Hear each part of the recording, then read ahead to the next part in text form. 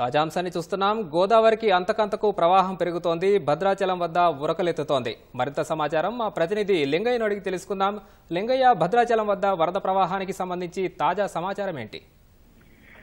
భద్రాచలం వద్ద గోదావరి నీటి మొత్తం అంతకంతకు పెరుగుతుంది. గంట గంటకు ఎగువ ప్రాంతాల నుంచి భారీగా వరద ప్రవాహం పోటెత్తుండటంతో భద్రాచలం వద్ద ఇప్పటికే దాదాపు 40 అడుగులకు చేరువలో గోదావరి నీటి మట్టం చేరుకుంది. ప్రస్తుతం సిడబ్ల్యూసీ అధికారులు విడుదల చేసిన ప్రకారం మధ్యాహ్నం 1 గంట సమయంలో 39.50 అడుగులకు చేరింది.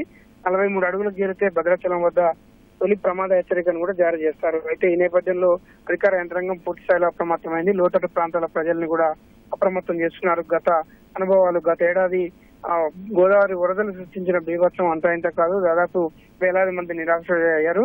ఈ నేపథ్యంలో తొలి ప్రమాద హెచ్చరికకు ముందే అధికార యంత్రాంగం అప్రమత్తం అవుతుంది. అక్కడ జిల్లా కలెక్టర్ జితేష్ వి పాటిల్, అదేవిధంగా ఎస్పీ రోహిత్ రాజ్, వీళ్ళిద్దరి ఆధ్వర్యంలో ప్రభుత్వ శాఖల సమన్వయంతో ముంపు ప్రాంతాల ప్రజలను అప్రమత్తం చేస్తున్నారు. ప్రధానంగా భద్రాచలం లోతట్టు ప్రాంతాలు, చెర్ల, దుమ్ముగూడెం ఈ 2 మండలాలకు ప్రధానంగా ఎఫెక్ట్ ఉంటుంది.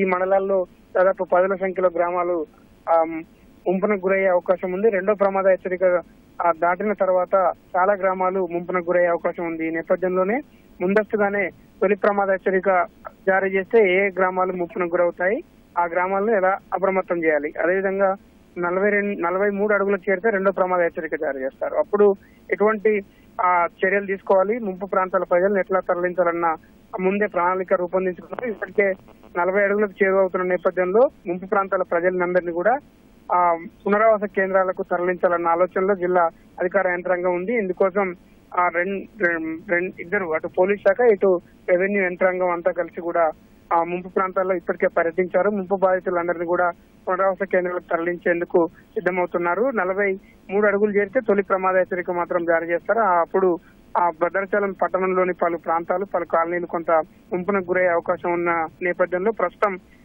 తొలుత భద్రాచలం పట్టణంలోని ముంపు బాధితుల్ని పునరావాస కేంద్రాలకు తరలించేందుకు సిద్ధంగా ఉన్నారు. గతంలో ఎదురైన అనుభవాల దృష్ట్యా ఈసారి కొంత ముందే అధికార యంత్రాంగం అప్రమత్తం అవుతుంది. రాష్ట్ర ప్రభుత్వం సూచనల మేరకు కావచ్చు, నిన్న మంత్రి తుమ్మల నాగేశ్వరరావు ఆదేశాలతో అధికార యంత్రాంగం పూర్తి స్థాయిలో రంగంలోకి దిగింది.